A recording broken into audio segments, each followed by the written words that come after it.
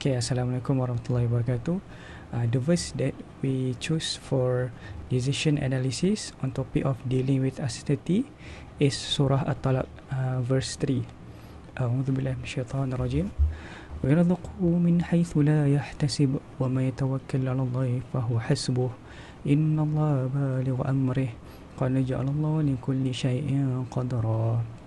And will provide for him from where he does not expect, and whoever relies upon Allah, then he is sufficient for him. Indeed, Allah will accomplish his purpose. Allah has already set for everything a decreed extent. Okay, the second Quranic verse that we chose for our topic is linear programming, optimization of resource allocation, Surah Al-Hijr, verse 21. أعوذ بالله من الشيطان الرجيم وإن من شيء إلا عندنا خزائنه وما ننزله إلا بقدر معلوم. Okay, the translation is, and there is not a thing but that with us are its depositories, and we do not send it down except according to a known measure. For the first verse explanation is that this verse teaches that Allah is the ultimate provider. When a person puts their trust in Allah and makes decisions according to His guidance, Allah will take care of their needs even in ways they cannot predict or imagine. Also, believe that uncertainty is not a sign of abandonment but part of Allah's divine plan. For the second part of first verse is tafsir from Ibn Kathir. He said that true reliance on Allah removes fear of the future. And second one is Allah's sufficiency means He handles both visible and hidden affairs of His servant. And the third one is every situation has a measured outcome, even if humans do not understand it immediately. For the second one is context of revelation or asbabun nuzul, which is comfort people facing uncertainty after loss, teach that faith and reliance on Allah bring solution, and the last one is emphasize that provision does not depend totally on human circumstances. The last part of first verse is uh, contextual understanding. The first context is managing uncertainty. For example, life decisions such as career choices, financial planning, or family matters involve unknown outcomes. The second one is balance between effort and faith. Islam encourages taking action while believing that final outcomes are controlled by Allah. The third one is emotional and spiritual stability. Knowing that Allah has already said to help reduce anxiety, fear, and stress when outcomes are unclear. The last one is universal application. This verse applies to all forms of uncertainty, personal, economic, and social, making it timeless and practical. For the Quranic verse 2 explanation, that this verse explains that everything in existence comes from Allah. All resources such as rain, food, wealth, knowledge, and even opportunities are under His control. And the phrase "according to a known measure" shows that Allah has already determined how much, when, and where something should be given. From the second verse of Qur'ani, the tafsir explanation from Ibn Kathir, he said that Allah possesses the treasure of all things, including rain and food and provision. And also Allah distributes this provision gradually and wisely, not all at once. And also from context of revelation, Ashab al-Kahfi, we can learn that correct human misconceptions regarding food threaten faith in Allah's control over provision, and also address arrogance among people who believe wealth and resources came purely from human effort. And for the last one is contextual understanding. The first one is balance and moderation, where Allah designed the world with balance. The second one is human responsibility, where the resources are limited and measured, and human must manage them wisely. And the third one is connection to real life system, where the idea of optimization, that allocating limited resources efficiently to achieve the best outcome. And the last one is spiritual confidence, where during hardship Allah is aware and has already measured what each person will receive.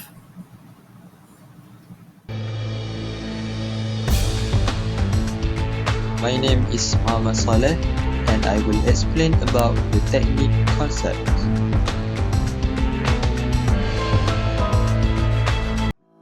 Our first technique is decision analysis. At its core, this is a framework for managing uncertainty. The underlying principle is that while we can control our actions, our alternative, we cannot control external events, which decision scientists call states of nature. Rather than guessing, this technique forces us to structure the problem logically. We map out every possible scenario and assign probabilities to risks. The goal isn't to predict the future perfectly, but to calculate an expected value that allows us to make a rational choice despite the unknown.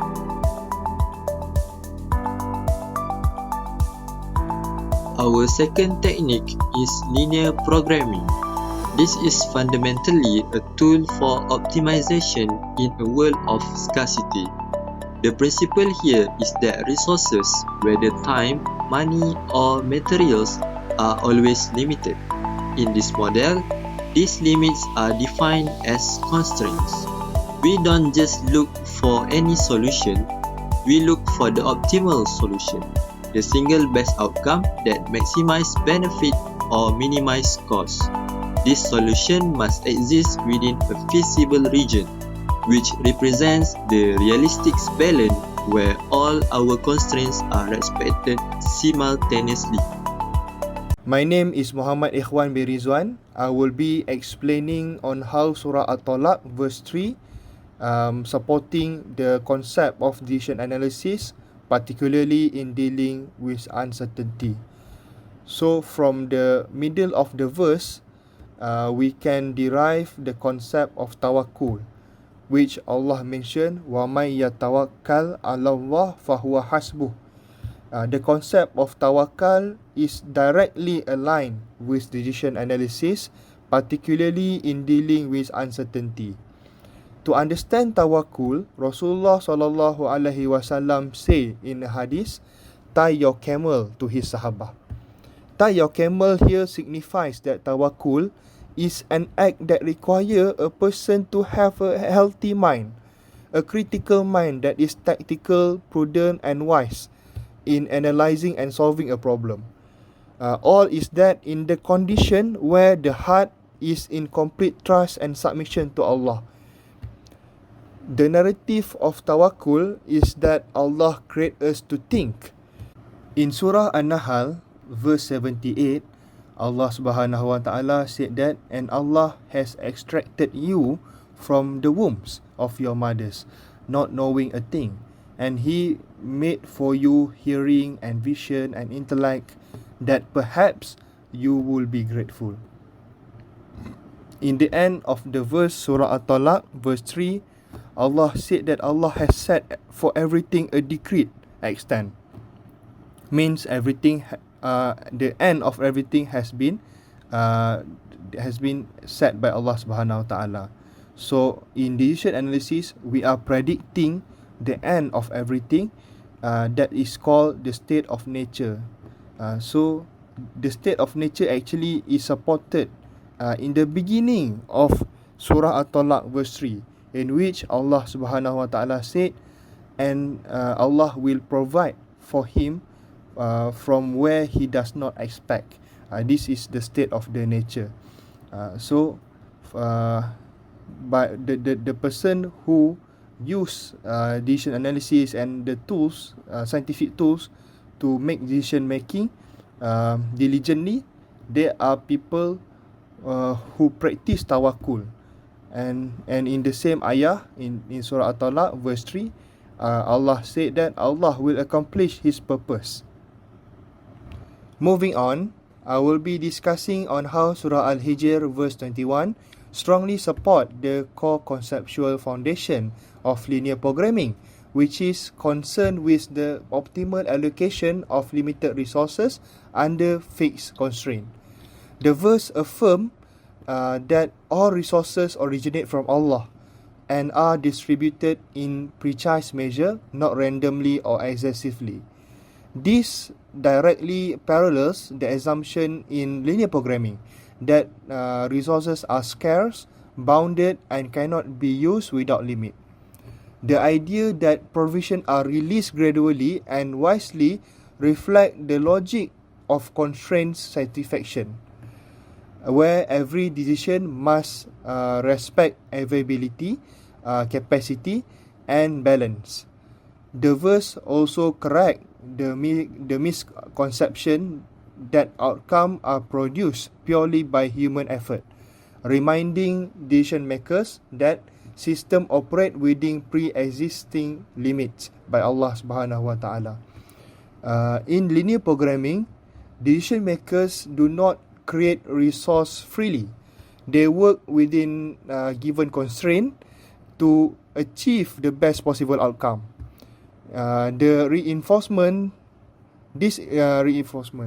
This reinforce the principle of discipline optimization rather than unrestricted choice.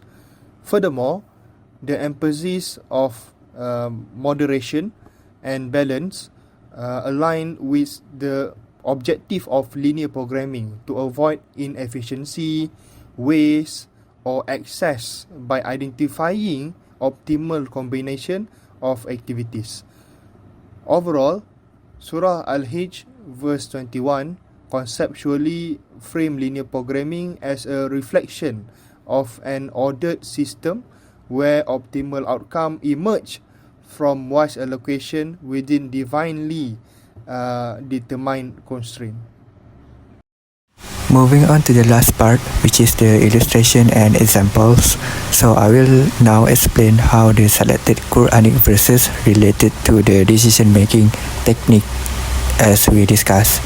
So for the first technique, which is decision analysis, consider a Muslim entrepreneur who runs a festive cookie business before Eid. So the entrepreneur needs to decide how many jars of cookies to produce, even though the future market demand is uncertain. So the demand might be high due to the festive spending or low due to the competition and economic conditions. So in this situation, reflects the core idea of decision analysis, where decisions are made under uncertainty by evaluating possible outcomes and risks. In Surah At-Talaq verses 3 teach us that humans are required to make an effort and decisions while placing trust in Allah Subhanahu wa Ta'ala for the final outcome. And this shows that decision analysis support the Islamic concept of tawakkul, where careful planning is followed by reliance of Allah Subhanahu wa Ta'ala. Moving on to the second technique, which is linear programming, and this technique focuses on making optimal decision when resources are limited. So here for the example, a small Muslim owned manufacturing firm produced two products, which is using limited labor, machine time, and raw materials. So the manager must decide the best production combination to maximize profit without exceeding these constraints. And this reflects the main concept of linear programming, which is efficient resources allocation under limitations. In Surah Al-Hijr verses 21 remind us that all resources are provided by Allah SWT in precise measure. So this support the idea of resources should be managed wisely, efficiently, and without waste.